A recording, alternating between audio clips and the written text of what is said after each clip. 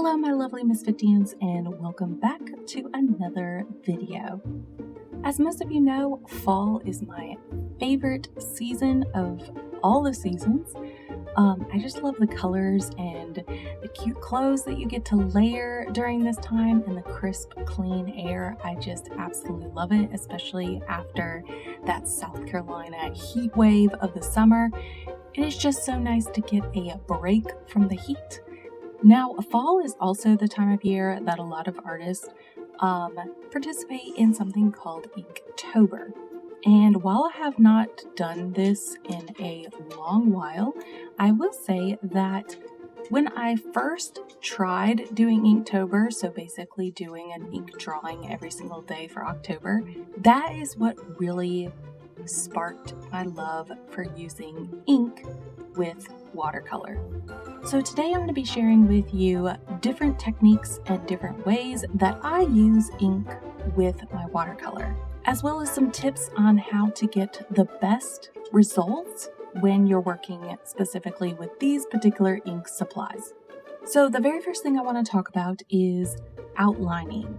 The easiest way to outline with ink is using a Sakura Micron ink pen. Specifically, the size that I like to use is a 005. If you want very tiny, intricate lines, this is the way to go. Another tip for you is that if you're going to ink a drawing and then paint over it with watercolor, it is best to ink your drawing first.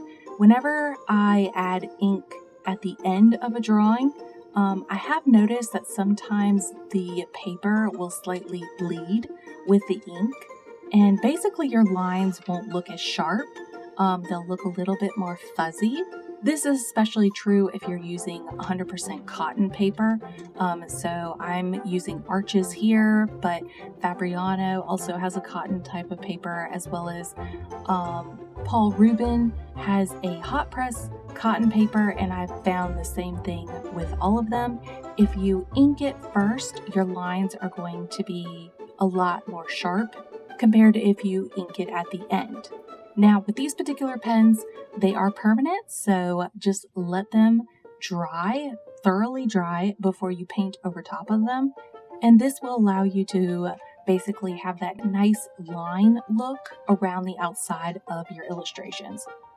Now, for me personally, I find that if I'm doing more of a lighter color illustration, think kind of Winnie the Pooh classic style, using outlines really helps define the shape and make it more visible, especially on a white background. However, if you're using more dramatic colors and vibrant colors, I have found that outlining with your ink is not necessary. Sometimes it can actually be distracting, so keep that in mind when you are approaching a painting. If you're going to be using lighter colors, especially on a white background, outlining is a really good way to make that watercolor painting pop off the page.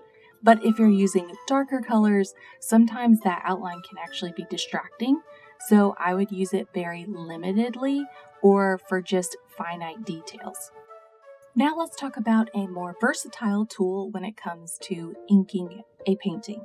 So if you want to have varied lines, such as very thin and then a very thick line, you can use a dip pen like I'm using right here. I will say this does take a little bit of a learning curve to understand how to use it, but one thing that's really nice about a dip pen is kind of think of calligraphy. You're able to have thinner lines as well as thicker lines. So you have more versatility in your lines when you're outlining a painting.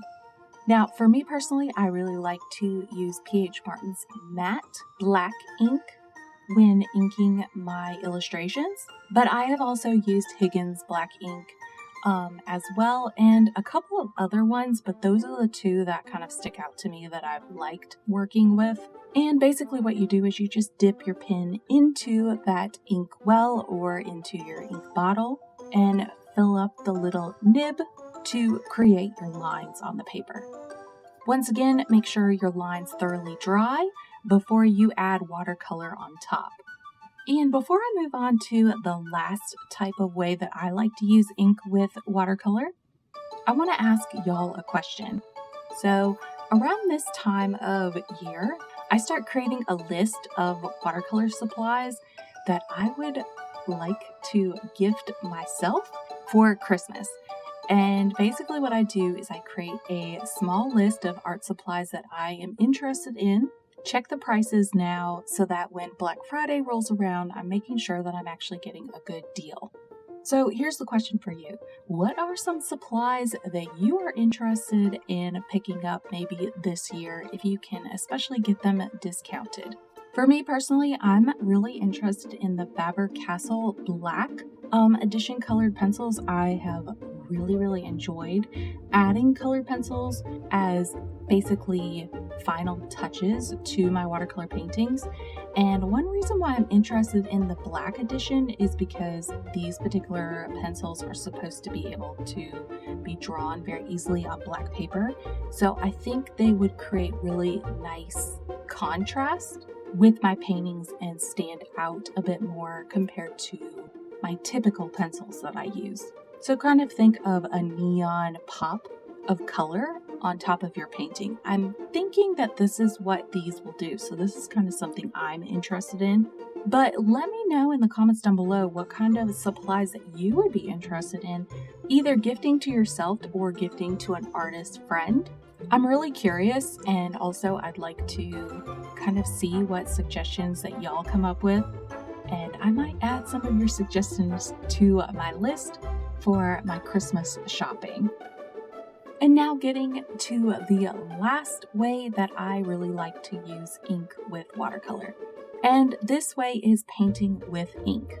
Now for this particular video, I am just going to be focusing on black ink. If you want me to do a video on colored inks, I can do that as well. Just make sure to like the video. And if this gets a good amount of likes, I'm not going to put a number out there, but a good amount of likes from y'all, I'll definitely make sure to do a colored ink video in the future to let you know what kind of colored inks I like to use with watercolor. But when I'm using just black ink, I personally like to use P.H. Martin's Black Matte ink, which is really nice because you can also use this ink with your dip pens. Another thing you can do is use a very tiny, intricate brush to also add outlines if you want to have more control over your thicker and thinner lines. Basically, even more than a dip pen could give you. Now, I will say with this particular ink, if you layer it on super thick, it's going to have a shine to it. Even though it says that it's matte, it is definitely going to have a shine to this ink if you lay it on too thick. So what I like to do is slowly layer it on top of one another, so basically glazing it and using it basically like I would watercolor, and slowly build up that color to the darkness that I would like. By doing it this way, it allows me to have that nice matte look and not get that ink shine that ink is really known for. So why am I using black ink instead of, let's say, black watercolor for this particular technique? Well, for me, when I'm using black ink, I know that this particular ink is permanent. So if I lay down this color and it thoroughly dries, I know it's not going to lift at all. And with my darker watercolors such as Payne's Gray or Neutral Tint or even a black watercolor, I have noticed if I paint over top of those, sometimes the edges will slightly bleed or soften, and basically the shapes won't be as sharp and exact as I would like for when I'm painting these darker colors. And a quick and easy way to fix that problem is just to paint with black permanent ink. Now, for those of you who have been following me on Instagram and Facebook, you know that I am asking y'all to name one of my animals. And for this particular week, I'm having y'all name the little kitty cat in this video. The reason is because the other two are my dogs. So the first one is Teddy in a scarf, and then the last one, actually, I almost said second, the last one is Pepper on a walk. So since those two are named, I asked y'all to come up with a name for our little black kitten, and y'all did not disappoint. And this time I picked the names that were the most popular. So the names that were the most popular on Instagram and Facebook were Midnight and Jinx. Those were either liked or asked the most in both posts. And I really like that name because you can shorten it down to MJ, which reminds me of MJ from Spider-Man. So thanks to y'all for naming my little black spooky kitten, and his new name is Midnight Jinx, also known as MJ. Now, once again, if you want to be involved in naming of my little illustrations, make sure to follow me on Facebook and Instagram. I'm pulling names from your comments over there. And also, if you want me to make a video on colored inks that I use with my watercolor, please make sure to like the video and also leave a comment about what kind of supplies that y'all are interested in for Christmas. I'm really interested in this, and I will be commenting back. So before I leave, I wanted to also give y'all a little bit of an update. I think I have finally figured out the schedule that works for me. So what I'm going to be doing is uploading one video on a Sunday, usually around 1 p.m. And then the next week, I'll be answering your questions. So if you don't get to watch the video on Sunday, don't worry. Just make sure you watch it within that week. And then I will be commenting back to your comments the next week. And then the following week, I'll add a new video. So basically, I'm going to be doing bi-weekly videos. And then bi-weekly, I'm going to be getting back to your comments to make sure that I am still connecting with all of you. Lots of love, y'all. Thanks for all your help, and I will see you next time. Happy painting!